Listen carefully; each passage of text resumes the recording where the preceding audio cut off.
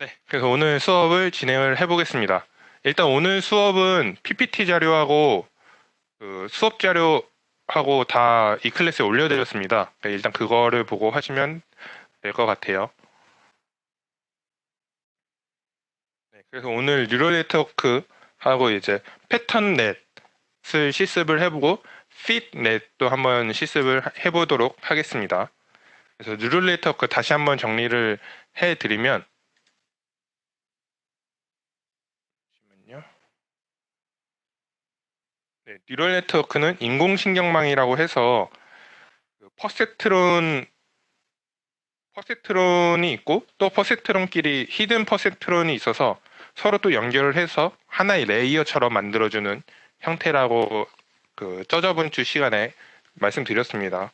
그래서 뭐 간단하게 이러한 모양처럼 되고 인풋에 어떤 데이터를 이제 넣어주고 아웃풋에 어떤 데이터를 주면은 이 퍼셉트론 뉴런들이 다들 이제 각각 웨이트가 있고 바이어스가 있고 해서 쭉 그 학습을 하게 되고 그 백프로파게이션 오차 역전파를 통해서 이 웨이트하고 바이어스를 업데이트 그러니까 오차가 낮아지는 방향으로 그 업데이트 한다고 그랬죠. 근데 이제 저희는 그 하나하나의 수식을 이제는 거의 쓰지 않을 거고 이제 매틀랩에 있는 함수를 많이 사용할 예정입니다. 그래서 매틀랩에 보면은 fitnet이 fitnet이라는 명령어가 있고 패턴넷이라는 게 있습니다. 그래서 이걸 사용해서 어떻게 그 뉴럴 네트워크를 만드는지에 대해서 어, 설명을 하겠습니다. 그래서 일단 그 이게 뭐 인공지능도 똑같고 이제 뉴럴 네트워크 설계 단계에 대해서 이제 쭉 나와 있는데 먼저 데이터 수집을 먼저 당연히 해야 되겠죠. 그래서 인공지능을 만들기 위해서 어떤 데이터를 수집을 해야 되고 그 다음에 네트워크를 만들어 줍니다. 그래서 어떤 네트워크를 사용할지 뭐 그래서 예를 들어서 뭐 리그레션 회귀 방법을 쓸지 아니면 클래시피케이션 분류를 쓸지 뭐 이런 거부터 하나하나씩 이제 만드는 거죠. 그러니까 어떤 걸 쓸지부터 정하는 거고 그 다음에 이 네트워크의 구성 아까 방금 봤던 뭐 히든 레이어의 개수 아니면 뭐 그 안에 있는 루런의 개수부터 해서 어떻게 이제 설계가 갈 건지 구성하는 단계가 있고 그 다음에 웨이트와 바이어스를 초기화를 해줍니다. 뭐 저희가 뭐 보통 대부분 웨이트를 0하고 바이어스 0 이런 식으로 초기화를 할 텐데 이게 상황에 따라서는 0에서부터 출발하는 것보다는 다른 숫자에서 출발을 해야 더 학습이 잘 되는 경우도 있기 때문에 그거는 이제 그 상황에 맞는 데이터마다 인공지능에 맞게 초기화를 해주면 되고요. 그 다음에 네트워크 이제 트레이닝을 시작을 합니다. 그래서 여기서 훈련을 하고 그 다음에 네트워크 바리데이션 검증을 하고 그래서 여기에서 뭐 예를 들어 뭐 너무 오차가 많다던가 성능이 별로 안 좋다라고 하면 다시 훈련을 하게끔 이제 반복 학습을 하겠죠. 그게 다 끝마쳐지면은 이제 네트워크 완성되었고 이제 그것을 사용할 수 있게 되는 거죠. 그래서 이제 패턴넷부터 실습을 하겠습니다. 네, 패턴 인식 네트워크라고 하는데 이 패턴넷은 패턴이나 이제 특징, 피처라고 하죠. 그래서 뭐 결론은 거의 다 비슷한 말인데 피처라고 하는 피처라고도 하고 뭐 패턴이라고도 하고 또 다른 말이 있었는데 결론은 다 똑같은 말입니다. 어떤 그 데이터에서 대표하는 값을 이제 잠시만요. 대표하는 값을 이제 그 데이터로 가지고 입력을 넣어주시면 되고 그걸 통해서 어떤 출력을 분류하는 신경망을 이제 패턴넷이라고 합니다. 그래서 인풋 데이터에 대한 타겟의 클래스 또는 라벨을 학습하게 됩니다. 그래서 뭐 예를 들어서 포도나 사과 뭐 이런 라벨들을 학습하는 것에 최적화가 되어 있는 거죠. 그래서 이제 클래시피케이션의 그 분류에 속하게 되어 있습니다. 이 그 패턴넷은 그래서 이 클래스는 여러분들이 이제 그 열심히 그 시험에서도 나왔듯이 원핫 인코딩으로 데이터를 주셔야 됩니다. 그 타겟 부분에 그래서 뭐 예제로는 암 검출 있고 꽃 분류 등등이 있습니다. 그래서 실습을 할 건데 여러분들 매틀랩 소스를 다 올려드렸다고 했죠. 올려드렸습니다. 그래서 이게 솔직히 올려드린 이유가 이거를 그냥 따라치는 것도 의미가 없는 것 같긴 해서 네, 그래서 다 올려드렸으니까 여러분들 굳이 따라 안 치셔도 되고 이 따라치는 것보다는 그냥 이게 어떻게 되는지 아는 게 더 중요하니까 이런 식으로 하고요. 지금 매틀랩으로 제가 안 키고 매틀랩 온라인으로 지금 들어왔습니다. 그래서 혹시 여러분들이 그 이클래스에서 이클래스부터 보시면 하나하나씩 지금 제가 엑셀 파일 하나를 올려드렸고 그 다음에 이 PPT 하나 올려드리고 그 다음에 이 매틀랩 파일을 올려드렸습니다. 근데 이제 매틀랩이 있으신 분들은 그냥 매틀랩에서 여시면 되고 그 매틀랩 온라인을 그러니까 컴퓨터 성능이 안 좋거나 매틀랩이 너무 무거워서 어렵다고 하시는 분들은 매틀랩 온라인 접속하셔서 들어오시면 똑같이 이 코드를 사용할 수 있고요. 방법은 이 매틀랩 온라인을 먼저 들어오시고 maxworks.com이고 들어오셔서 여기 위에 홈이라는 데 들어가 보시면은 업로드라고 있습니다. 업로드를 누르시고 여러분들이 저장한 그 파일, 제가 드렸다는 이 파일들을 선택을 하고 열기를 누르시면은 이 현재 폴더에 들어옵니다. 업로드가 됩니다. 그래서 눌러보시면 제가 드리는 파일을 매틀랩 온라인에서도 쓸 수 있습니다. 그래서 이런 식으로 세팅을 지금 뭐 바로바로 실습을 해보시고 싶으시면은 이런 식으로 세팅을 해주시면 됩니다. 네. 그래서 이제 네트워크 하나하나씩 만들어 볼 텐데 먼저 데이터 수집에 대해서 먼저 말씀을 드리겠습니다. 첫 번째 데이터는 암 발병 데이터인데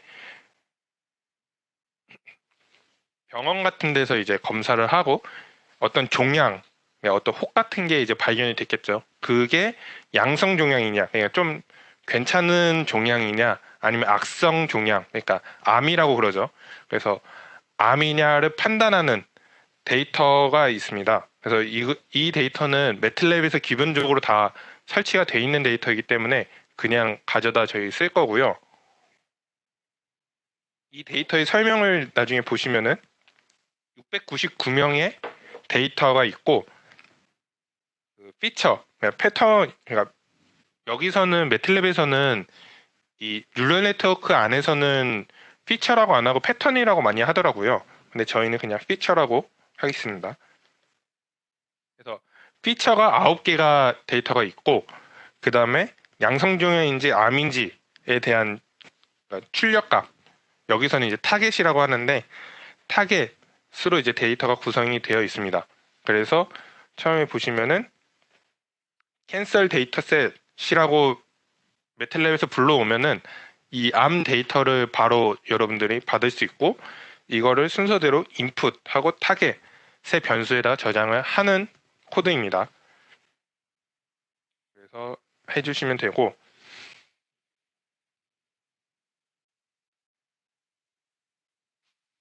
네, 그래서 이 데이터를 자세히 보시면은 이렇게 9개의 어떤 라벨 특징이 있습니다. 근데 이제 저도 이게 뭐 암 이런 병원에 대해서 전문가가 아니기 때문에 저도 이 영어 단어 잘 모르긴 하지만 뭐 보시면 뭐 세포의 사이즈, 뭐 세포의 모양, 뭐 그런 길이 같은 거겠죠. 뭐 이런 식으로 여러 가지 9개의 데이터가 있습니다. 그리고 타겟 데이터는 이제 양성 종양인지 아니면 이게 암인지를 판단하게 되는 데이터인데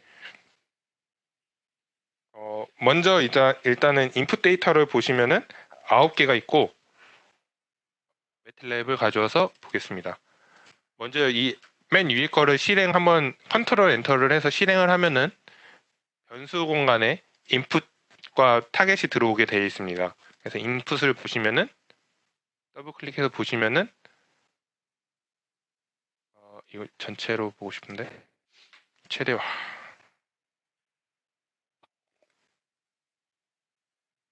지금 이 데이터가 9개의 특징들로 나타나져 있고 아까 699명의 데이터라 했죠. 그래서 이 지금 열 방향, 열 벡터들이 한 사람의 데이터입니다. 그래서 총 699명까지의 데이터가 있는 거죠. 그래서 이게 열로 보면은 1열이 이 9개의 이 한 사람에 대한 9개의 데이터, 이게 두 번째 사람의 데이터, 이게 세 번째의 데이터라고 생각을 하시면 됩니다. 그리고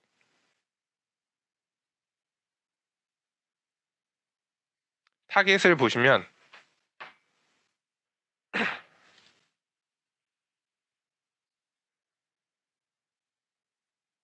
보시면 이제 10, 10 아니면 01이라고 되어 있는데 아까 전에 제가 원핫 코드로 만들어야 된다고 했죠. 그래서 예를 들어서 첫 번째가 양성 종양이면은 위에가 1, 밑에는 무조건 0으로 표시를 해야 되고 만약에 이 환자가 암에 걸렸다라고 하면은 0, 그러니까 위에는 0, 아래는 1로 데이터를 만들어 줘야 됩니다. 네. 그래서 이 9개의 데이터가 의미하는 바는 여기 지금 제 영어로 이제 써놨고 자세한 거는 아마 여러분들 직접 찾아보세요. 저도 이게 데이터가 정확히 무슨 뜻인지는 모르겠습니다. 뭐 번역해보면 알겠지만. 네. 그 다음에 이제 네트워크 생성 단계인데 첫 번째로 이제 패턴 네트워크를 쓴다고 했죠. 패턴 넷의 명령어를 보시는데 쓰는 방법은 되게 간단합니다. 그냥 히든 레이어 사이즈를 10으로 먼저 두고 그냥 패턴 넷의 이 사이즈를 넣습니다. 그래서 그냥 여러분들이 여기다 바로 10을 숫자를 넣으셔도 되고 이제 이 변수를 통해서 나중에 수정하기 편하게 만드셔도 상관이 없습니다. 그 다음에 이렇게 이 네트워크를 넷이라는 변수에다 저장을 해라 라는 의미입니다. 그래서 이 패턴 넷은 기본적으로 히든 레이어의 그 활성화 함수, 그 액티베이션 펑션은 탄젠트 시그모이드 펑션을 씁니다. 그렇게 이제 매틀랩에서 기본적으로 이게 디폴트 값이 되어 있고 그리고 아웃풋 레이어는 소프트맥스 펑션이 되어 있다고 이제 설명이 되어 있습니다. 이 소프트맥스는 조금 이따가 이제 제가 다시 설명드릴 거고 그냥 저희가 배웠던 로지스틱 회기랑 살짝 비슷하다고 일단은 알고 계시면 될 것 같습니다. 그리고 방금 저희가 코드에서 10개, 그러니까 여기서 10이라는 의미가 뉴런이 10개라는 의미입니다. 그래서 그런 의미이고 인풋 레이어는 저희가 아까 특징이 9개였죠. 9개 피처가 있고 아웃풋 레이어는 2개. 저희가 이제 양성이냐 아니면은 여기서 양성은 좋은 겁니다. 그러니까 좋은 게 아니구나. 종양이 있는데 좀 괜찮은 생명의 지장이 없는 종양이냐 아니면 생명의 지장이 있는 암이냐 2개로 이제 나누게 되죠. 그래서 이 네트워크 그림에 제가 이렇게 써놨는데 이 인풋 레이어에 보시면 아까 9개 피처가 저희가 데이터를 갖고 있죠. 그래서 총 9개가 쭉 9개가 생길 겁니다. 그리고 저희가 히든 레이어는 지금 10개로 그냥 기본적으로 세팅을 했는데 그러면 이 히든 레이어에 뉴런 개수가 쭉 10개가 생성이 되고요. 그 다음에 아웃풋 레이어는 2개만 나타나게 됩니다.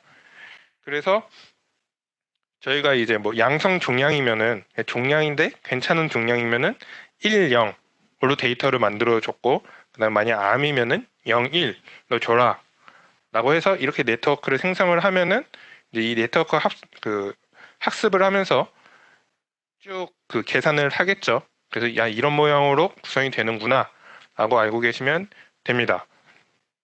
여기서 이제 뭐 히든 레이어가 왜 10개냐, 히든 레이어에 있는 뉴런의 개수가 왜 10개냐라고 질문할 수 있는데 일단 매틀랩에서 그냥 가장 기본적으로 많이 쓰는 기본적인 숫자를 10개로 잡아둔 거고요. 이 뉴런 개수하고 사실 히든 레이어를 더 늘릴 수도 있습니다. 그 딥러닝 쪽으로 이제 더 넘어가게 되면은 이 히든 레이어의 개수도 늘어나게 되는데, 이게 많으면 많을수록 계산이 많아지면서 조금 더 복잡한 문제를 해결할 수도 있습니다. 근데 문제는 너무 많으면은 과적합이 발생한다는 거죠. 이 과적합, 오버피팅도 나중에 간단하게 설명을 드리겠습니다. 네, 그 다음에 이제 데이터 분할을 해야 되는데, 데이터는 훈련, 검증, 테스트 세트로 나눈다 라고 되어 있습니다. 그래서 보시면은 일단 트레이닝 셋은 저희가 뭐 그전에 계속 해왔던 것처럼 기울기를 계산을 하고, 이제 기울기가 작아지는 방향으로 학습을 하면서 이 웨이트와 바이어스를 계속 업데이트를 하는데 사용한다고 합니다. 그래서 이제 이 트레이닝 셋은 저희가 원래 그동안 써왔던 그냥 그 데이터라고 생각을 하시면 돼요. 근데 여기서 이제 바리데이션 셋, 그러니까 검증 셋이라고 하는데, 이것은 이 인공지능이 학습을 하면서 이 학습 한번 계산을 하고 나서 오차를 확인을 하는데 이제 쓰이고요. 그 다음에 이 오차가 만약에 너무 크거나 하면은 수정하는 데 쓰입니다. 그래서 이 발리데이션 에러는 학습 초기에는 감소하다가 오버피팅이 딱 발생을 하면은 오차가 점점 증가하기 시작합니다. 그래서 결론은 이 발리데이션 에러가 제일 적을 때를 최적의 모델이라고 그냥 생각을 하는 거죠. 뭐 꼭 최적은 아닐 수도 있겠지만 학습을 계속 하다 보면은 오버피팅이 더 심해지기 때문에 그냥 그 전에서 더 할 의미가 없다라고 이제 하는 거고요. 그건 바로 이제 다음 장에 설명을 드리겠습니다. 그래서 그걸 가지고 또 웨이트와 바이어스를 결정을 합니다. 그리고 이제 테스트 셋은 최종으로 모델을 다 만들고 나서 이 모델이 얼마만큼 성능이 된다라고 이제 만드는 지표에 나타낼 때 이 테스트 셋을 사용을 합니다. 잠시만요. 질문이 들어왔는데,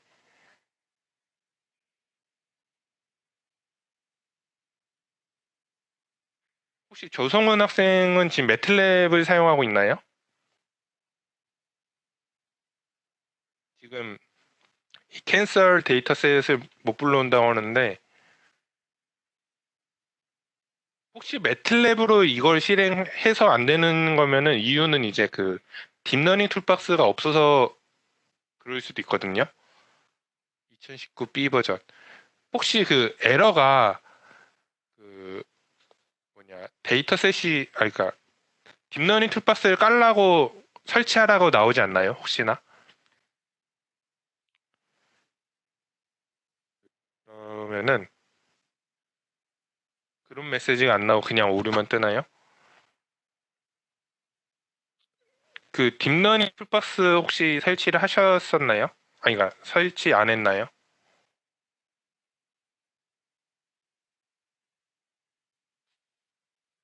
일단은 그 매틀랩 온라인으로 하시는 걸 추천드립니다. 이게 매틀랩 온라인에 일단 설치가 다 돼 있는 거라서 제가 테스트도 다 해봤고 하는데, 이 매틀랩은 제가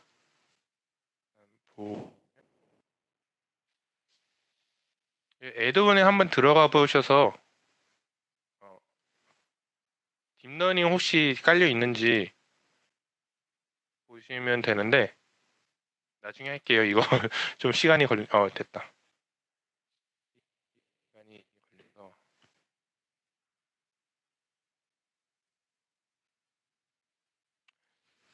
애드본에 혹시나 나중에 딥러닝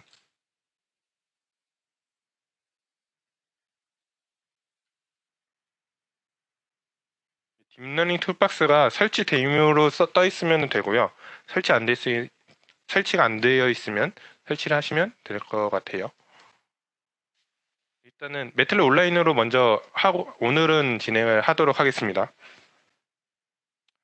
자, 그래서 이제 데이터를 방금 설명드린 트레인 셋, 베리데이션 셋, 테스트 셋으로 이제 나눠야 되는데, 당연히 이제 트레이닝 셋이 좀 많아야 되겠죠. 그래서 매틀랩에서 그냥 기본적으로 70%로 선언하는 거로 나와 있고, 그 다음에 베리데이션은 15%, 테스트 셋은 또 똑같이 15%로 해서 전체 데이터가 100%가 있으면은 70, 15, 15 나누는 걸로 해서 이제 코드를 짜주시면 됩니다. 그래서 그냥 명령을 간단하게 넷을 아까 전에 저희가 선언을 했고, 거기다 이제 디바이드 파라미터, 트레이닝 레이트, 뭐 발리데이션 레이트, 테스트 레이트를 이런 식으로 작성을 해주시면 됩니다.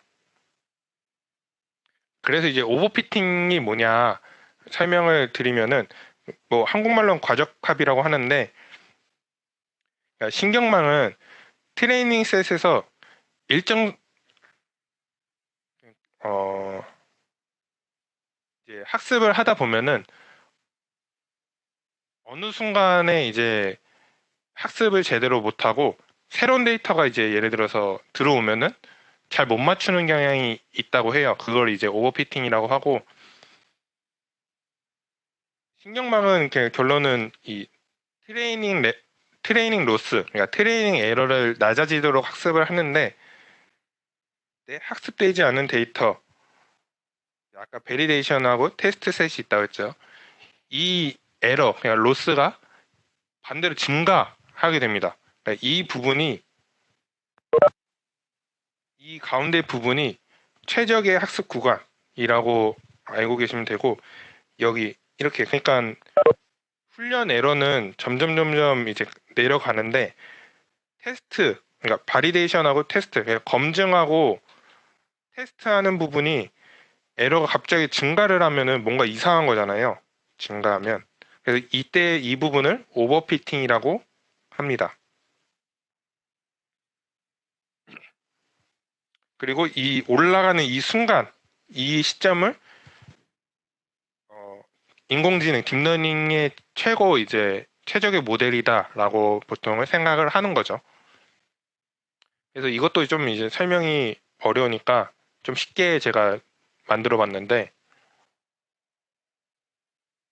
인공지능이 결론은 그 사람이랑 비슷하다고 저는 생각을 해요. 그러니까 초등학생이나 유치원생한테 뭐 수학을 가르쳐 주던가 영어를 가르쳐 주던가 하는 것처럼, 이것 인공지능도 지능이잖아요. 그러니까 어떤 거를 주고 얘한테 학습을 시키는 건데, 그래서 일단 그러니까 제 예시를 초등학생으로 일단 해봤습니다.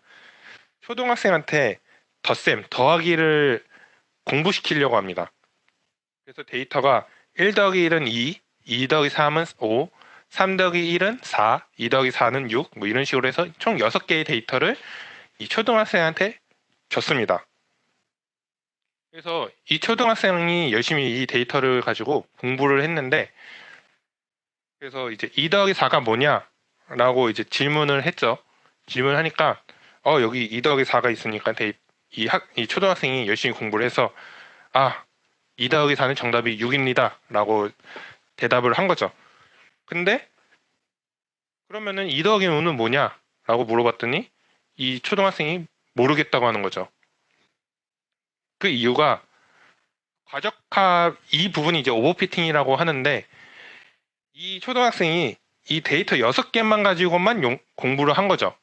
그러니까 다른 응용할 생각을 안 하고 그냥 이 데이터 6개로만 보니까 이제 조금만 응용해도 그냥 뭐 저희가 지금 보기에는 되게 쉬운 문제이긴 한데,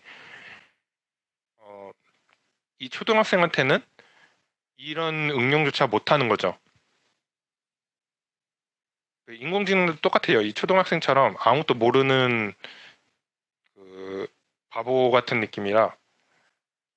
그래서 여기서 이제 해결하는 방법이 데이터를 더 줍니다. 그래서 2 더하기 5는 7, 뭐 이런 식으로 데이터를 더 주고, 이때 이 검정색 데이터를 학습 데이터라고 하고, 밑에 있는 거를 검증 데이터, 베리데이션 데이터라고 합니다. 그래서 이 초등학생한테 이 검정색으로 일단 수업 시간에 공부를 했고, 이 검증 데이터 이 2개를 과제로, 얘가 이제 계속 공부를 하면서 이제 과제를 계속 더 던져주는 거죠. 2 더하기 5는 7이다. 1 더하기 9는 10이다. 라고 알려주는 거죠. 그럼 이제 이 학생은 이 그러니까 이 검증 데이터를 가지고 또 공부를 하면서 이제 더 학습이 잘 되겠죠.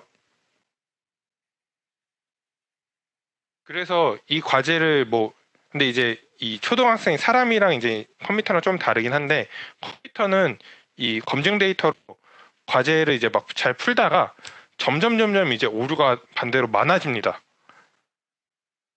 근데 결론은 이제 오류가 많아지면 안 좋은 거니까 안 하느니 못하다라고 해서 그 오류가 많아지기 전에 딱 끊는 거를 생각을 하시면 되고요. 네, 그래서 이 학생이 그 수업을 열심히 들었고 이 과제를 통해서 점점 발전해가 나가는 그거를 상상하시면 됩니다. 그래서 이 과적합을, 이 오버피팅을 최소화하는 방향으로 진행이 된다라고 생각하시면 되겠습니다. 그 다음에 이제 마지막으로 테스트 데이터가 있는데, 제가 여기 지금 여기 숫자를 안 바꿨네요. 이것 좀 다른 거라고 생각을 한번 해보시고, 이 테스트 데이터의 의미는 뭐냐면은 최종 시험이라고 생각을 하시면 돼요. 뭐 중간고사라든지 기말고사를 통해서 이 학생이 제대로 공부를 했는지 테스트를 해보는 거죠. 그래서 이 테스트 데이터는 오히려 이 학습을 할 때 전혀 관여를 하면 안 되는 데이터입니다. 만약에 이 테스트 데이터로 모델 학습하는데 썼다면은 무슨 의미냐면은, 그러니까 중간고사 시험을 볼 건데 중간고사 시험을 미리 알고 푸는 거죠. 그러니까 정답을 미리 알고, 그러면 이 학생이 제대로 공부를 했는지 안 했는지 평가를 못 하기 때문에 이 테스트 데이터는 아예 따로 빼면, 그러니까 학습에서 빼야 된다고 알고 계시면 될 것 같아요. 그래서 지금 이걸 쭉 보시면은 그냥 여러분들이 공부하는 거랑 똑같다고 생각하시면 돼요. 인공지능도 똑같아요. 여러분들이 예를 들어서 뭐 수업 시간에 열심히 수업을 들었는데 그것만 공부를 하면은 시험 문제를 못 풀 수도 있죠. 그러니까 그것만 달달달달 외웠을 가능성이 높으니까. 그래서 이제 그 중간중간에 뭐 교수님이 과제 같은 걸 내줘서 검증을 한번 하는 거죠. 아, 얘가 제대로 풀었나? 이것만 달달달 외운 게 아닌가? 조금 더 응용할 수 있나? 라고 하는 거고, 그 다음에 마지막에 시험을 보죠. 그래서 이 시험이 여러분들 그냥 진짜 간단히 생각을 해보시면은 시험 문제를 안 알려주고 평가를 하죠. 대신에 이 학습 데이터나 그냥 수업 시간에 했던 거나 연습 문제, 과제로 냈던 문제랑 조금 다르게 해서 문제를 냅니다. 얘가 잘 공부했는지 안 되는지.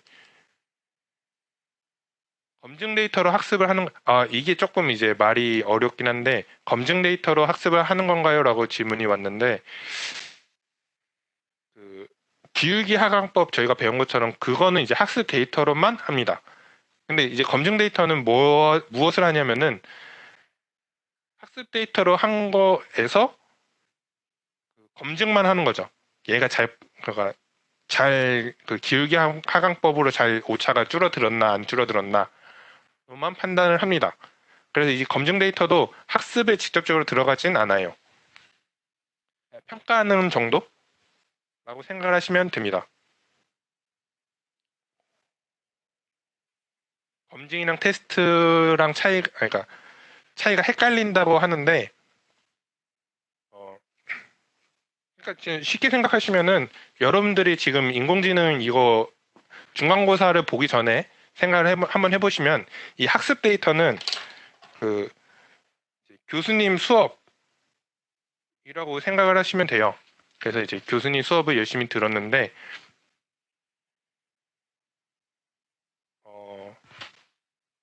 예제가 딱히 없나? 그러니까 여기서 이제 뭐 교수님이 어떤 말씀을 하셨는데 여러분들이 공부를 하니까 뭐야 검증까지 학습을 하는 건가요? 그러니까 검증을 그러니까 직접적인 학습을 쓰는 건 아닌데 이 학습 데이터가 제대로 학습했는지 안 했는지를 확인하는 거죠.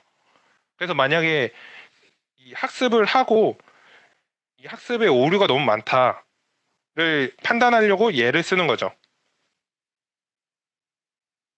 그러니까 예를 들어서 지금 다시 이 초등학생으로 다시 넘어올게요. 너무 어려운 얘기니까. 이 초등학생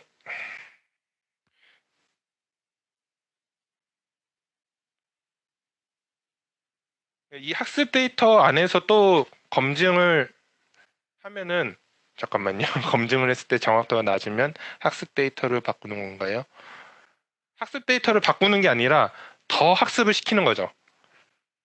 제가 이게 조금 이게 말이 좀 쉽게 가르쳐 주려고 하다가 더 그 헷갈려 하시는 분들이 많은 것 같은데 이 학습이라는 게 이제 저희 인공지능에서 보면은 뭐 에포크라고 해서 이게 나오겠지만 뭐 저희 그때 뭐 2000번 학습을 했죠.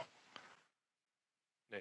그래서 이 데이터를 뭐 6개든 뭐 몇 개를 가지고 몇 번을 계산을 합니다. 그러면서 이 에코 2000번 동안 무엇을 했냐면요. 저희가 오차를 줄이는 걸 계속 했습니다.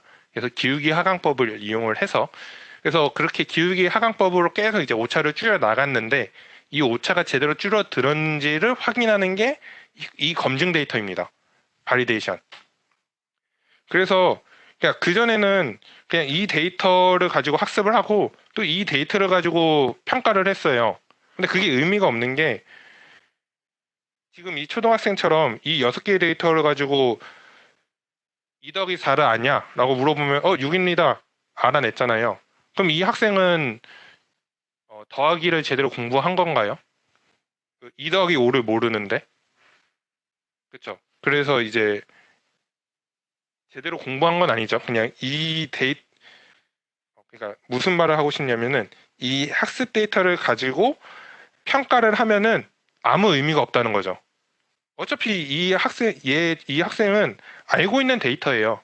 정답을 알고 있으니까 그냥 정답을 말해준 건데, 그거 갖다가 이제 저거 뭐냐, 할 필요가 없고, 이제 새로운 검증 데이터, 그러니까 이 학습 데이터랑 연관돼 있지 않은 이제 새로운 데이터를 가지고 검증을 하는 거죠. 그래서 얘가 제대로 공부했는지 얘로 학습을 하고 또 하고 또 하고 이런 의미라고 생각하시면 됩니다. 하이퍼 파라미터를 재조정할 때 바리데이션 셋을 사용해야 되고 조정하지 않을 때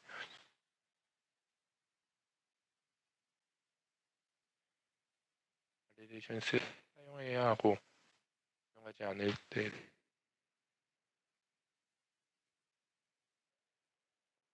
이게 그 발리데이션 셋을 안 써도 되긴 하는데 그만큼 확실한 데이터면 아니 그러니까 그만큼 확실한 모델이면은 안 쓰셔도 되겠죠. 근데 이제 그 모델을 증명할 방법이 없으니까 그래서 이제 그 바리데이션 셋을 써야 된다는 거죠. 아니요, 그러니까 그 검증이 잘 안 되면 에포크를 올려주라는 말이 아니라 이게 지금 잠깐만요.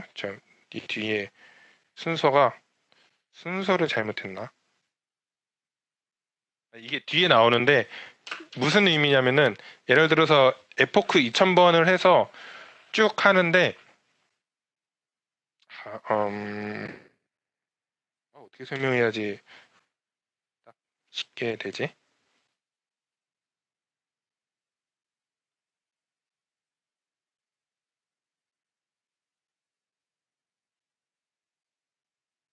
하이퍼 파라미터는 저희가 주는 건데 근데 여기서 지금 하이퍼 파라미터가 없는데 왜 하이퍼 파라미터? 여기서 하이퍼 파라미터는 제가 얘기를 안 했습니다. 이 에포크 말씀하신 건가요? 에포크 수정하는 게 아니라 이 부분 설명해 주셨어요? 제가 어제 그 수업을 들었어야 됐네. 여기서 하이퍼 파라미터 근데 제가 얘기한 게 이 에포크 방금 말한 거 말고는 없는데 하- 에포크 변환시키는 건 아닙니다. 제가 지금 설명하려고 하는 거는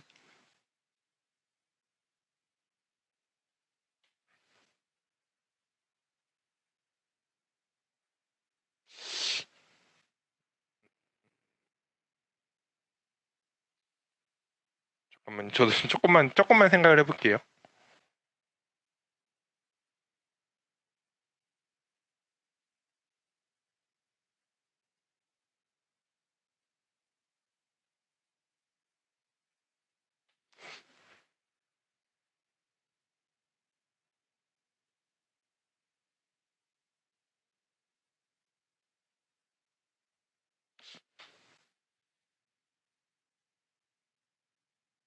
지금 여러분들이 헷갈려 하시는 게 지금 저도 뭔지 모르겠어서 잘 안 되면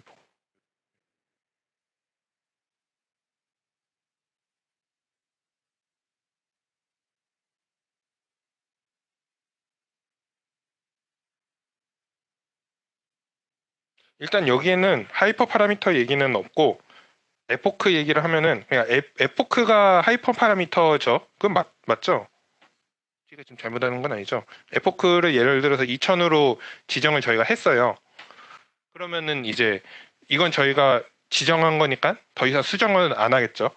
그래서 이 친구한테 2000번 학습을 해 라고 해서 2000번을 학습을 쭉 합니다.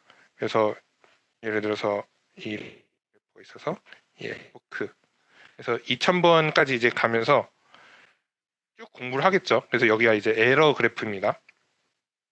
그래서 처음에는 이제 에러가 많겠죠. 얘가 공부를 잘 못하니까 못하다가 이 데이터를 가지고 계속 학습을 하니까 에러가 쭉 내려갑니다. 그래서 그런데 에러가 쭉 내려가긴 했는데 문제는 이 앞에 그림 이 앞에 그림처럼 트레이닝 그 에러는 훈련 트레이닝 레인 그 로스는 떨어졌는데 이 바리데이션 테스트는 올라갔죠. 그게 아이고. 얘가 계속 이제 그러니까 학습을 잘 했는데 알고 보니까 이 데이터에 대해서만 공부를 잘한 거죠. 그러니까 2 더하기 4를 물어보면은 잘 대답을 해서 에러가 한 2층까지 왔는 예를 들어서 한 1000까지 왔을 그러니까 1000번 학습을 했을 때 얘를 판단을 하는 거죠. 그래서 근데 알고 보니까 2 더하기 5를 물어보니까 얘가 모르네. 그러니까 아예 그 딥러닝 그러니까 이 인공지능 자체를 어떻게 만드냐면요. 이 검증 데이터를 이 처음 시작할 때부터 검증을 같이 하는 거죠. 그래서 이 6개에 대해서 트레이닝 그 에러를 구하고 이 검증 2개에 대해서도 따로 이제 에러를 표시를 하는 거죠. 그래서 이 에러도 같이 이제 쭉 내려가면은 학습이 잘 되는 건데 오버피팅이라는 거 지금 오버피팅을 설명하려고 그런 건데 오버피팅이라는 게 이 중간에 갑자기 이 바리데이션 에러가 올라가는 현상이 생긴다는 거죠. 그래서 알고 봤더니 얘가 공부를 하라고 이거 가지고 6개 가지고 공부하라고 했는데 이것만 달달달 외우고 응용할 생각은 안 한 거죠. 그러니까 2 더하기 5를 아예 안 하는 것처럼. 그러니까 그거를 이걸 통해서 하고 그래서 그렇게 계속 학습을 하면은 의미가 없으니까 이쯤에서 더 이것만 달달달 외우기 전에 이제 끊는다고 생각을 하시면 돼요. 여기서는 이제 조금 이제 사람이랑 그 인공지능이랑은 조금 다른 차이점이 있긴 한데 그렇습니다. 일단은 그래서 검증 데이터는 얘가 사실은 그 학습을 하면서 같이 계속 검증을 하는 거죠.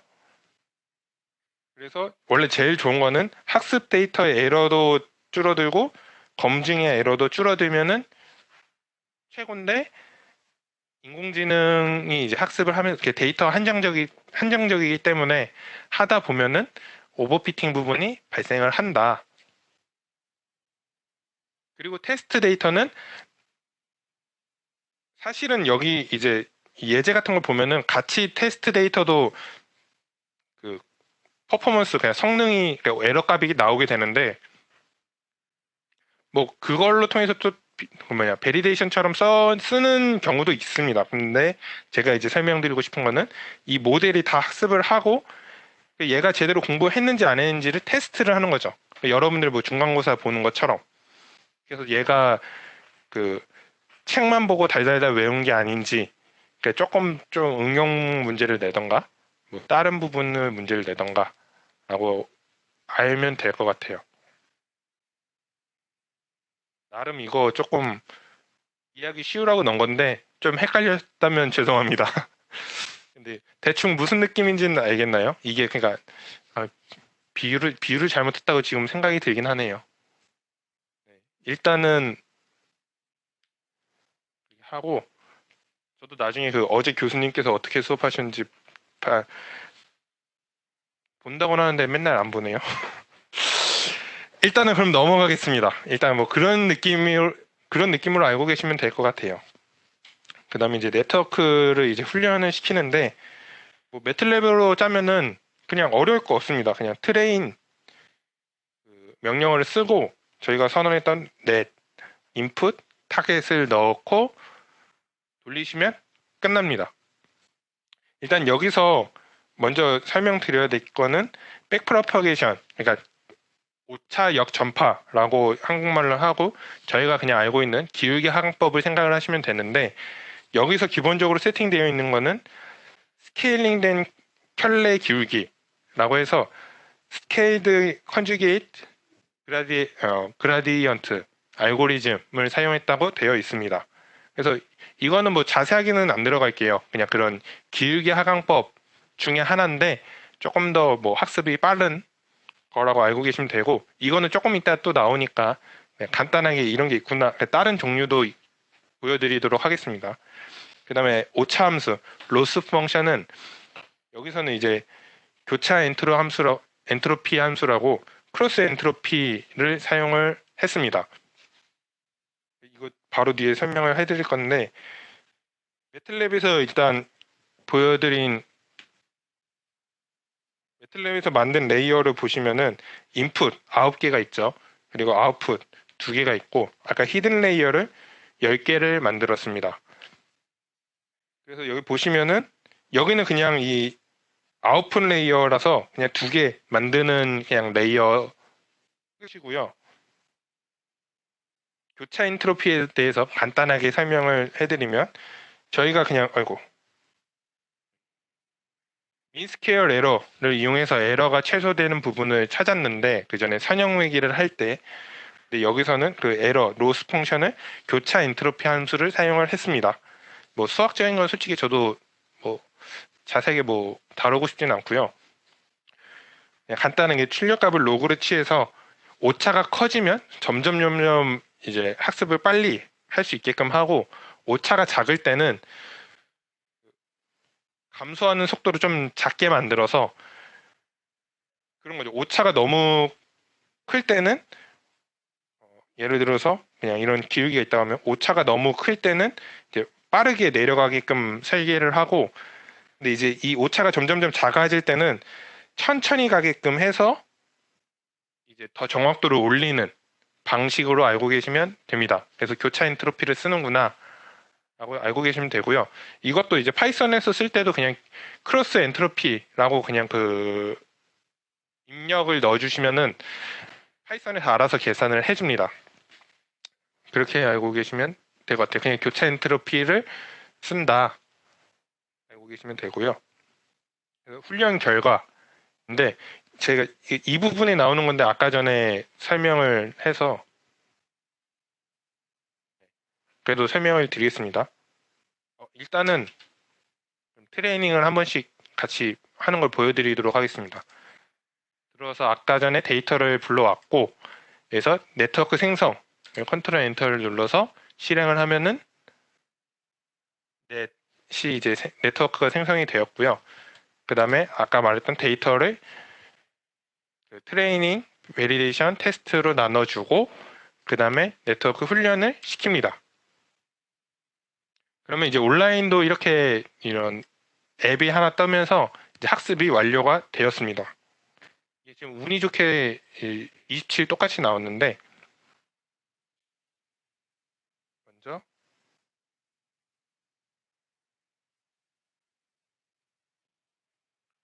보시면 이 매틀랩에서 기본적으로 1000번 에포크를 기준으로 얘가 학습을 해줍니다. 그래서 에포크 1000번을 학습을 하는데 27번째에서 중단을 했다는 소리입니다. 여기 보시면은 27번째에서 학습이 멈췄죠. 에포크가 멈췄다는 뜻인데, 여기 또 밑에 보시면은 바리데이션 체크, 그러니까 바리데이션 체크가 6번이라고 되어 있는데 바리데이션 에러가 같이 쭉 내려가다가 6번, 그러니까 6번 이상 상승하는 게 보이면은 그때 학습을 멈춘 거죠. 그래서 아, 이때 오버피팅이 났다라고 이제 매틀랩에서 인지를 하고 학습을 멈춘 건데, 보시면 퍼포먼스를 여러분들이 눌러보시면은 파란색이 지금 트레이닝이죠. 트레인 이제 에러가 점점 내려오는 게 보이고요. 이제 같이 동시에 이제 바리데이션도 에러를 같이 체크를 합니다. 그래서 이 바리데이션이 쭉 내려왔다가 이 부분, 여기가 아까 여기 보시면은 21번째라고 돼 있고, 여기 그래프도 보면은 21번째 에포크에서 최고 베스트 퍼포먼스, 그러니까 베스트 밸리에이션 퍼포먼스가 나왔다고 되어 있는데, 그것처럼 여기가 이제 최고 성능이 좋게 나왔다라고 이제 알려줍니다. 그 이유가 이 다음에 베리데이션 에러를 보시면은 지금 이 최저점보다 올라갔죠. 그 다음에도 올라가고 이거보다는 올라가 있고 이게 총 6번 반복되니까 아, 이 검증 데이터셋을 반대로 에러가 올라가네? 라고 매틀랩에 인지를 해서 이 부분에서 끊고, 이 부분이 딱 27인 거죠. 27번째 학습에서 중단을 시킵니다. 중단을 시키고 그 전에 6번째 전에 있던 이 값을 최고 모델이라고 이제 학습을 하는 거죠.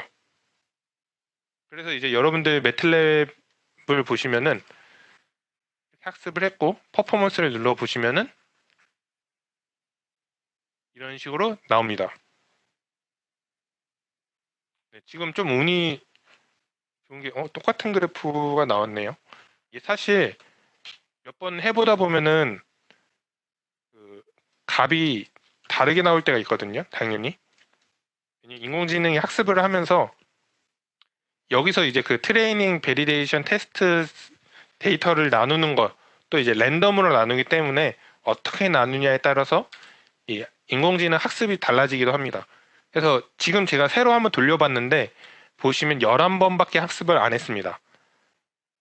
그래서 이제 퍼포먼스를 한번 보시면은 이번에는 이런 식으로 그래프가 나왔네요. 트레인 쭉 내려가고 뭐 테스트, 바리데이션도 쭉 내려갔는데 이 바리데이션이 중간에 치고 올라갈 때 올라가서 6번째 그래서 11번째에서 학습을 끝내고 그 전에 있던 이 5번째 학습 데이터가 제일 좋았다라고 판단을 하는 거죠. 솔직히 지금 이게 끝입니다. 지금 여러분들이 만약에 매틀랩으로 뉴럴 네트워크를 짠다, 그러니까 만들고 싶다라고 하면은 지금 이런 식으로 만들면은 이미 이제 딥러닝 하나를 설계를 한 거죠, 모델을.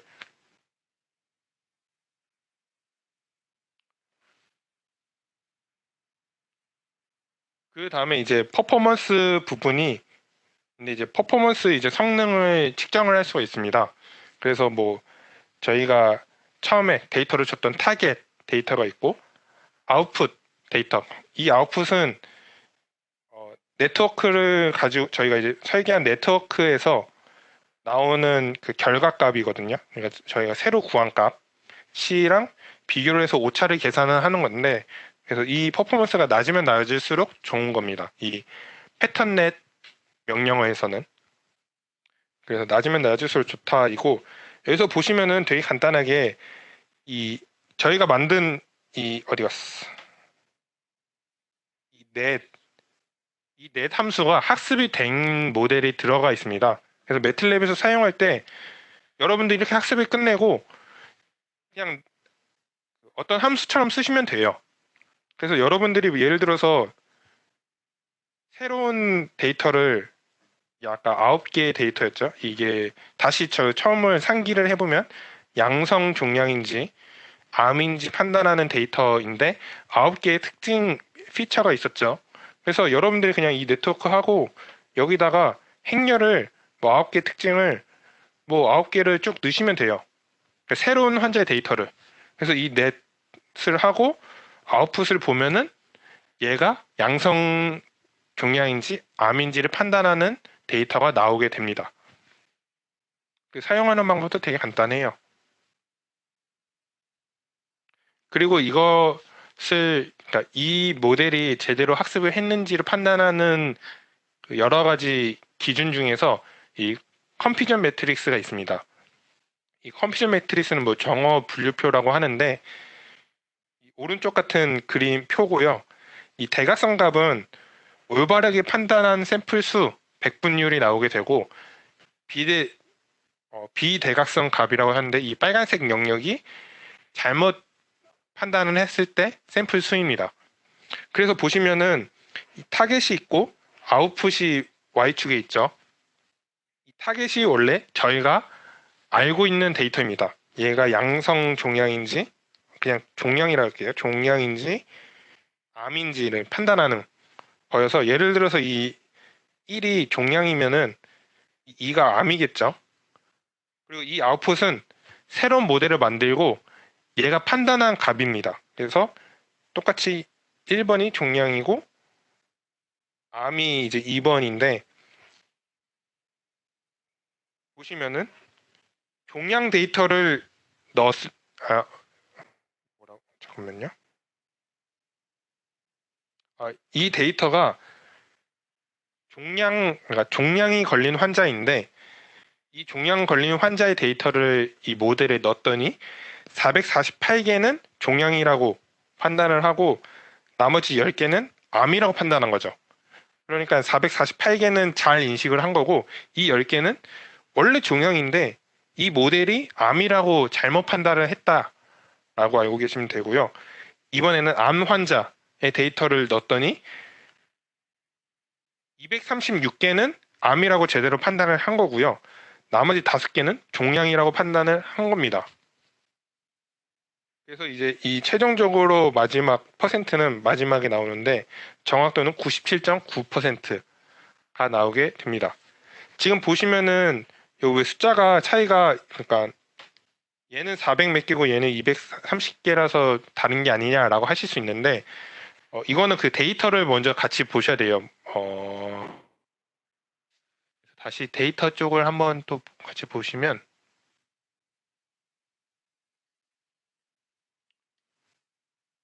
볼 필요가 없고 그냥 간단하게 설명드리면은 이 종양 데이터하고 암 환자 데이터 개수가 다른 거죠, 처음부터. 그러니까 종양에 걸린 사람이 그래서 계산을 해보면 458명이 있었던 거고 암 환자가 241명 있는 거죠. 그래서 이걸 다 합하니까 699명이 총 되는 거고 이 458명 중에서 448명을 제대로 인식을 했고 10명은 인식을 못한 거고요. 241명 중에서 236명은 판단했고 5명은 판단을 못한 겁니다. 이 컴퓨터 매트릭스가 그래서 딱 보면은 여기 두 개 있는 숫자, 여기 퍼센트가 있죠. 그래서 이 퍼센트가 높고 여기 양쪽의 날개는 퍼센트가 낮으면 좀 학습이 제대로 됐구나 라고 알고 계시면 됩니다. 이건 뭐 이제 논문 같은 거 여러분들이 딥러닝 논문을 보시던가 혹시 논문을 쓰실 일이 있으면은 이런 컴퓨터 매트릭스는 많이 볼 겁니다. 뭐 간단하게 그냥 표 보는 법 알려드렸고요. 이제 매틀랩에서 이 네트워크 성능을 향상시키는 방법에 대해서 설명이 되어 있는데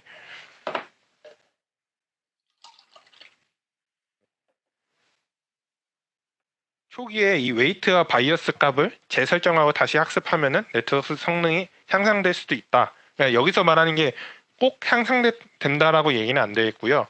향상될 수도 있다라고 하거든요. 당연히 이 인공지능이라는 게 딱 더 좋다 나쁘다 이게 없기 때문에 일단 이 바이어스 이 웨이트하고 바이어스를 처음에 뭐 예를 들어서 00이라고 아마 매틀랩은 기본 설정을 하는데 이 세부적으로 들어가면 이 값을 바꿔줄 수가 있습니다. 그래서 이 값을 바꾸고 다시 학습을 하면은 조금 더 좋아질 수도 있습니다. 더 나빠질 수도 있고요. 그리고 이 히든 레이어 수를 늘리면 되고 늘리면은 이 성능이 향상될 수도 있고 물론 아까 말한 것처럼 뉴런을 괜히 많이 늘리면은 학습에 오래 걸리기도 하는데 과적합, 그 오버피팅이 날 수도 있다라고 매틀랩에서 얘기를 합니다. 그리고 입력 피처를 더 늘린다라고 했는데 아까 전에 9개 데이터를 이제 넣었는데 더 있으면은 더 그러니까 이 특징들을 더 찾아서 넣어주는 거죠. 그럼 얘가 이 인공신경망이 더 학습을 잘할 수도 있다라는 겁니다. 그리고 이 세 번째는 트레인 데이터를 더 수집한다라고 되어 있는데 그냥 간단합니다. 데이터가 많으면 많을수록 인공지능이 더 잘 찾겠죠. 예를 들어서 아까 전에 초등학생 얘기가 안 하고 싶긴 한데 하여튼 초등학생 거기를 생각을 해보시면은 그 초등학생한테 수학 문제집을 더 많이 줘서 풀으라고 하면은 당연히 얘가 더 잘 하긴 하겠죠. 그냥 그렇게 생각을 하시면 될 것 같습니다. 그리고 마지막에 다른 훈련 알고리즘, 기울기 하강법을 사용한다라고 되어 있습니다. 그래서 매틀랩에서 제공하는 이 훈련 알고리즘을 쭉 되어 있는데 솔직히 저도 이걸 다 알지는 못하고요. 그냥 간단하게 이제 써져 있는 걸 그냥 조그만 글씨로 써봤습니다.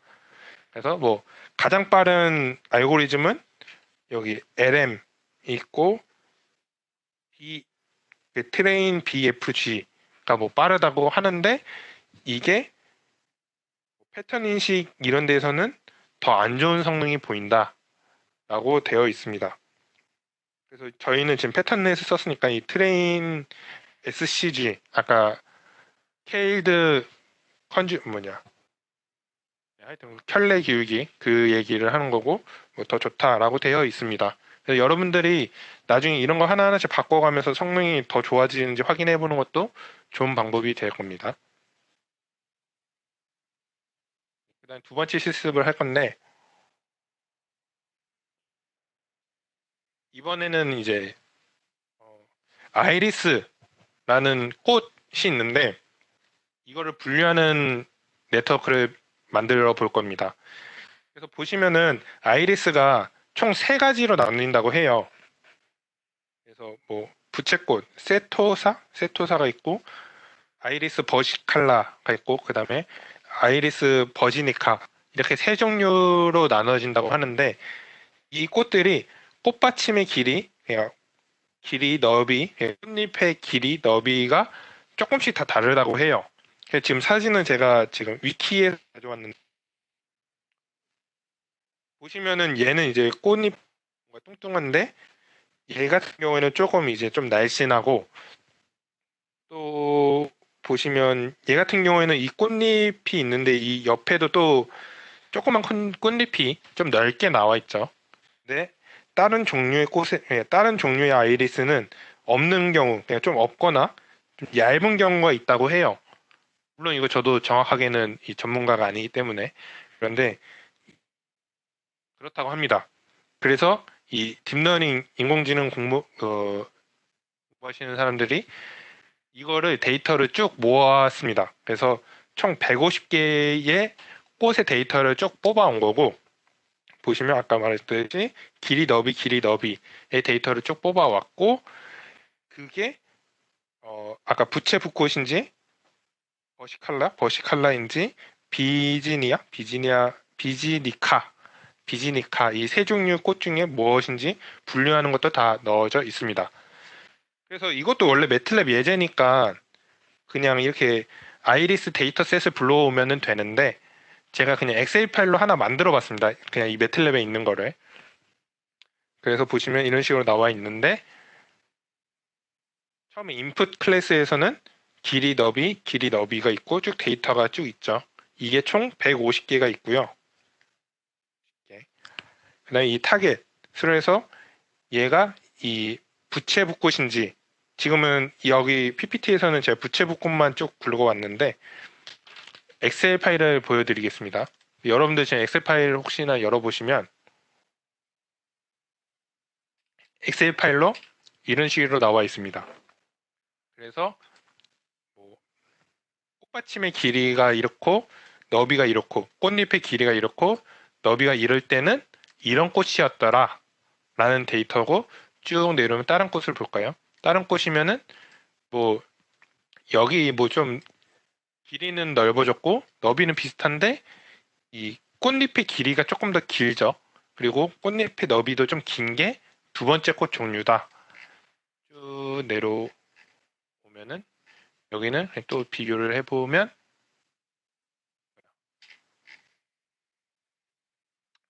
보면은 음, 차이는 잘 모르겠지만 두 번째하고 세 번째는 비슷한 것 같은 느낌인데 뭐 하여튼 이 데이터를 쭉 넣어주고 인공지능한테 넣어서 한번 판단을 해봐라 하면은 인공지능이 뭐 알아서 하겠죠. 그래서 결론은 저희는 이 엑셀 데이터를 매트랩으로 가져오는 거를 시습을 간단하게 해볼 예정입니다.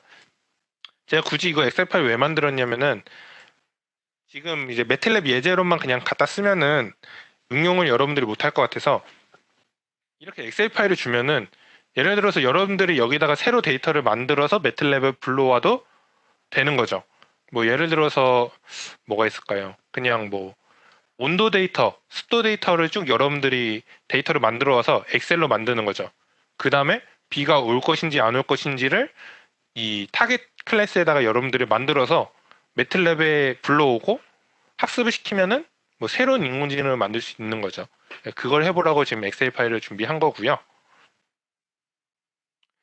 그래서 매트랩 코드에서 보면은 리드 매트릭스를 쓰시면 됩니다.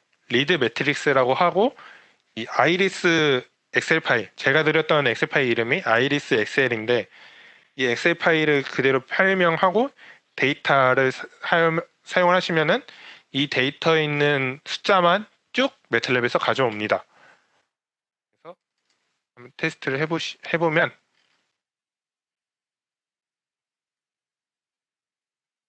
먼저 저는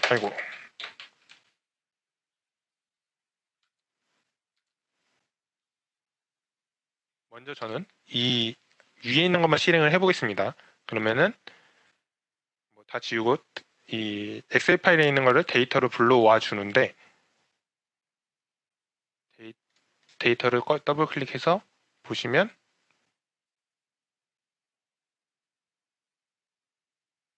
이런 식으로 지금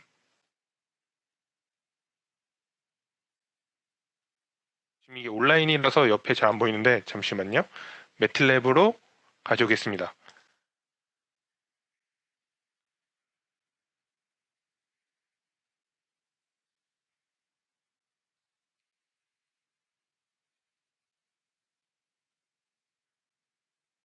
네, 이 데이터를 보시면은 엑셀 파일 그대로 제가 가져온 겁니다. 지금 그래서 첫 번째 데이터를 보시면 5.1, 3.5, 1.4, 0.2가 그대로 들어왔고 뒤에 있는 데이터도 100 제대로 들어왔죠. 그래서 이런 식으로 엑셀에 있는 데이터를 다 가져왔고 지금 이거를 데이터 함수로 저희가 가져온 겁니다. 근데 저희가 아까 전에 시습한 거는 인풋과 타겟을 따로따로 나눠줘야 됐어요. 그러니까 이 데이터에서 다시 데이터를 보시면 이 첫 번째 열에서 네 번째 열까지 그러니까 모든 행을 다 가져오면서 첫 번째에서 네 번째 열까지가 저희가 필요한 데이터입니다. 그래서 데이터 행은 모두 다 가져오고 콜론 연산자를 이용해서 모두 다 가져오고 1에서 4까지에 있는 열을 가져와라 라고 했습니다. 그 다음에 이제 마지막 어퍼스트로피를 했는데 이거는 전치 행렬이라고 해서 먼저 잠깐 보여드릴게요. 먼저 얘만 실행을 시켜보면은 불러와졌죠. 그래서 지금 데이터는 엑셀에서 총 7개 열을 가져왔는데 인풋을 보면 4개로만 제가 만들어 줬습니다. 똑같이 타겟도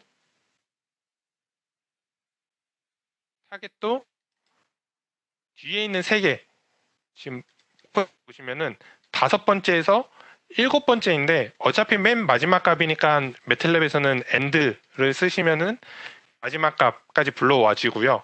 타겟을 보면은 이 뒤에 있는 100 아니면 010, 001 데이터만 타겟으로 들어가게 됩니다. 그리고 나서 아까 보시면은 아까 데이터를 자세히 보셨으면은 데이터가 피처가 행방향으로 진행되게 됩니다. 그래서 전치 행렬 저희는 전치를 써서 어퍼스트로피를 사용을 한 거고요. 어퍼스트로피를 사용하시면 인풋을 보시면 이런 식으로 데이터가 있는데 그 행방향으로 데이터가 만들어지고 타겟도 보면 이렇게 행방향으로 만들어 준 것입니다. 그래서 간단하게 이런 식으로 여러분들 엑셀에 있는 파일을 이렇게 불러올 수 있고요. 여러분들이 이것만 조정해 주시면 돼요. 엑셀 파일을 열심히 만드시고 특징이 몇 개인지, 그 다음에 타겟 클래스가 몇 개인지만 적어주시면 됩니다.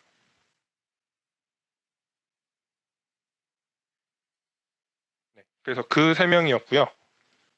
그 다음에 나머지는 다 똑같아요. 그냥 여러분들이 돌려보시면 됩니다. 히든 레이어, 뉴런의 개수가 10개고 패턴넷 사용하고 이렇게 그 비율 지정을 하고 트레인을 하면은 열심히 트레이닝을 합니다. 그래서 아웃풋이 3개가 되는, 그러니까 꽃이 아까 3개였으니까 아웃풋이 3개 중에 하나가 나오겠죠. 여기서 이제 소프트맥스를 설명을 드릴 건데 여기서 사용한 이 함수를 소프트맥스라고 합니다. 이거에 대해서 간단하게 또 설명을 드리면 소프트맥스는 활성화 함수 중에 하나인데 일단 시그모이드부터 그냥 말씀드리면 시그모이드 함수는 0 또는 1만 출력을 했죠.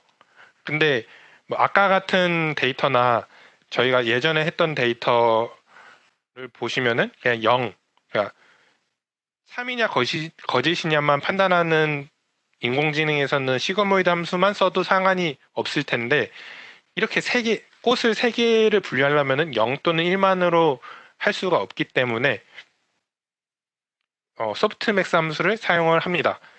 그래서 뭐 어려운 얘기는 그냥 다 집어치우고 결론은 입력이 들어와서 뭐 가중합하고 어떤 데이터가 이런 식으로 1.5, 0.3이 나오면은 이거를 적절한 소프트맥스에 있는 함수, 그러니까 계산을 이용해서 총합이 1이 되게 만듭니다. 그래서 당연히 지금 보시면은 3.0이 값이 제일 크고 그 다음에 1.5, 0.3이니까 맨 위에 있는 게 0.7, 0.2, 0.1이라는 값을 갖게 만들어 주는 거죠. 그 다음에 이때 또 교차 엔트로피를 사용하면은 맨 위에는 0.7이 제일 비율이 높으니까 얘를 아예 1로 그러니까 바꾸고 나머지는 그냥 0으로 처리해버리는 원핫 인코딩을 만들 수 있습니다.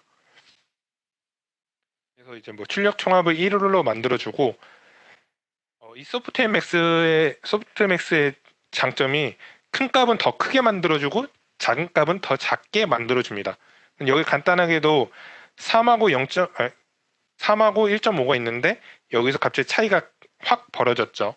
그래서 높은 값은 더 높게 일부러 만들어주고 그러니까 조금이라도 낮은 값이 있으면 확 더 낮게 낮춰서 원핫 코딩을 만들기 더 쉽게 해주는 게 이 소프트맥스라고 생각을 하시면 됩니다.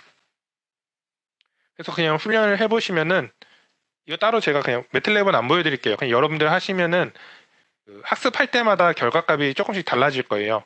그래서 보시면 되고 지금 얘는 17번 에포크를 17번 해서 멈췄고 똑같이 6번 해서 바리데이션 체크를 했고 여기도 보면은 크로스 엔트로피 퍼포먼스 로스 펑션을 사용했고 여기도 스케일드 컨주게이션 그라디언트를 사용을 했다 라고 나와 있고 퍼포먼스를 눌러 보시면 제가 이 학습했을 때 당시에는 트레인 내려가고 이렇게 베리데이션이 내려갔다가 6번 딱딱딱딱 올라가서 지금 이 부분 에포크 11번째가 최고 좋은 모델이다 라고 선언했고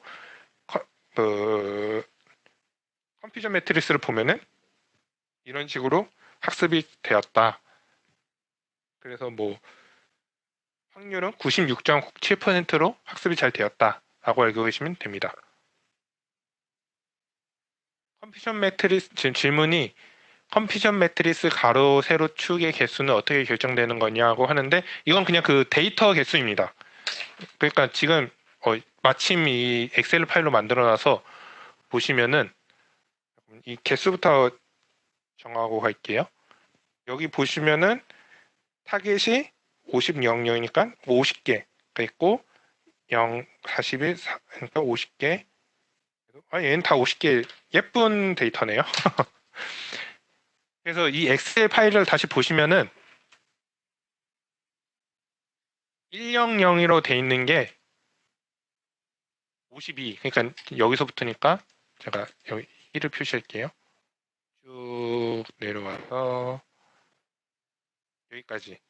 그러니까 꽃이 100으로 돼 있는 게 총 50개가 있고 그 다음에 여기도 1 쓰고 010 꽃이 쭉 들어와서 50까지가 딱 맞겠죠? 50까지 이고 쭉 와서 50개. 그래서 꽃이 지금 이 데이터는 딱 예쁘게 첫 번째 꽃 50개 데이터가 있고 두 번째 꽃 50개가 있고 세 번째 꽃 50개가 있습니다. 그걸 토대로 이 컴퓨전 매트리스를 만든 거죠. 그래서 우리는 이 50개 데이터로 한 번 더 그 학습을 해서 이런 식으로 판단을 했다라고 보여주는 겁니다. 물론 지금 이게 지금 테스트 아니구나. 네, 이거는 지금 테스트 셋만 사용한 게 아니라 그 모든 데이터 150개 데이터 그냥 다 넣은 겁니다. 다 넣어서 그래도 우리 지금 이렇게 학습을 했다라고 판단을 하는 거죠. 그러니까 이 데이터 중에는 지금 테스트 데이터가 15%가 들어가 있겠죠. 지금 이 15%가 만약에 이제 과적합 오버피팅이 났거나 학습이 제대로 안 됐으면은 다른 데 값이 떠야지 되는데 이 정도 한 4, 1 정도면은 그냥 이 정도면은 잘 판단했다라고 생각을 하는 거죠. 이게 그 딥러닝 공부하는 사람들 요즘에 이제 뭐 연구실이나 이렇게 공부할 때 논문을 쓸 때 가장 어려운 점이 이거예요. 결론은 이거 판단을 사람이 하거든요. 결론은 이 인공지능이 제대로 만들어졌는지 안 한지는 사람이 판단해야 되기 때문에 정확한 기준이 없어요. 뭐 여기에 뭐 10개가 있어도 이거는 잘 판단했다라고 생각할 수 있는 거기 때문에 그거에 대한 기준이 없다는 거 알고 계시면 될 것 같아요. 네, 그래서 이렇게 네트워크를 해봤고요. 핀넷을 간단하게 실습을 하겠습니다.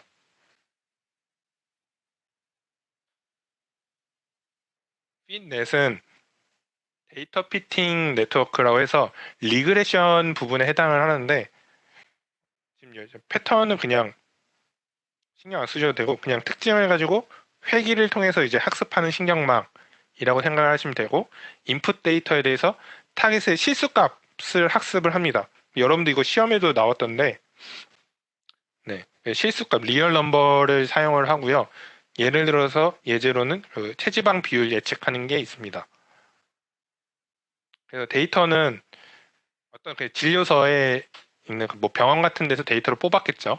그래서 252명의 데이터를 뽑았고 252명에 대해서 13개의 데이터를 뽑았습니다. 뭐 여기 위에서부터 나이부터 해서 뭐 몸무게 키 해서 쭉쭉쭉쭉 데이터를 쭉 뽑아왔고 그 다음에 이 252명에 대해서 체지방률을 계산한 거죠. 여기 보시면은 체지방을 해서 그거를 숫자화해서 넣습니다. 뭐 체지방률 재면은 뭐 퍼센트로 나올 거 아니에요.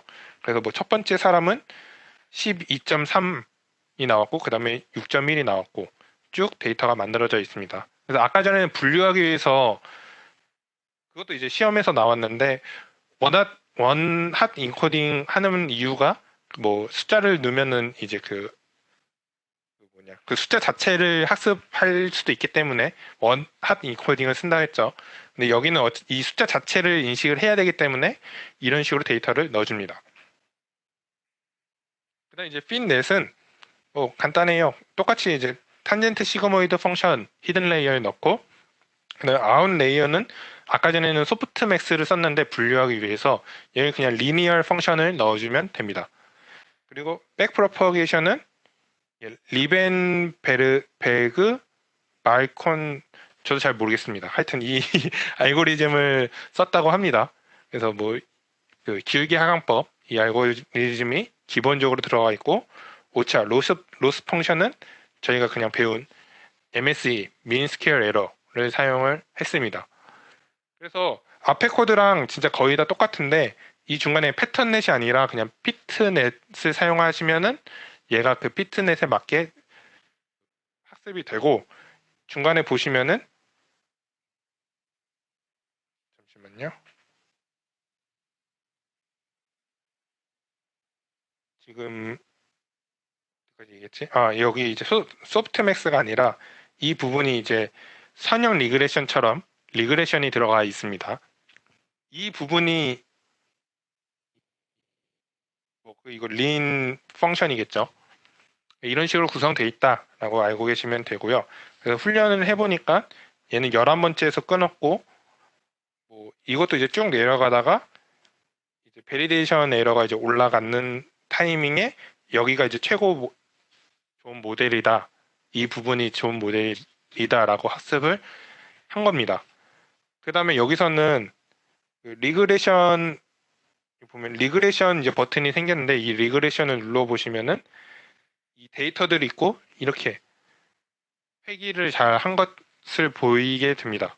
이때는 저희가 제가 선형회귀 가르쳐 줄 때는 여기가 원래 인풋이었고 여기가 뭐 아웃풋이었는데 여기는 그냥 타겟 대비 아웃풋 값입니다. 그래서 원래 사실에 뭐 5라는 값인데 예를 들어서 얘를 5라는 값인데 실제 데이터를 넣어보니까 대략 한 3 정도 나왔다. 그래서 이 데이터를 쭉 찍어보니까 이런 파란색 그래프처럼 회귀를 잘 했다라고 판단을 한다는 거죠. 그래서 이것 보시면은 알겠지만 그렇게 뭐 어렵진 않아요. 그냥 그 영어 같은 게 처음이니까 좀 어려운 거지. 네, 여러분들이 그냥 데이터를 만들고 이 리그레션 부분, 그러니까 핀넷도 보면은 넷이라는 명령어에 그 인풋을 여러분들이 넣어주고 아웃풋 출력값을 확인하면 됩니다. 그래서 이런 거는 이제 지금 이 데이터처럼 시스값 레이얼 넘버가 나올 수 있는 체지방 비율이나 아니면 예를 들어 뭐가 있을까요? 어떤 뭐 확률이나 성적이 그러니까 학생들 중간고사 성적이 얼마큼 나올 것인가 이런 예측 같은 걸 사용할 때 이 매틀랩이나 핏넷을 사용하면은 조금 더 뉴럴 네트워크를 쉽게 사용할 수 있다는 얘기입니다.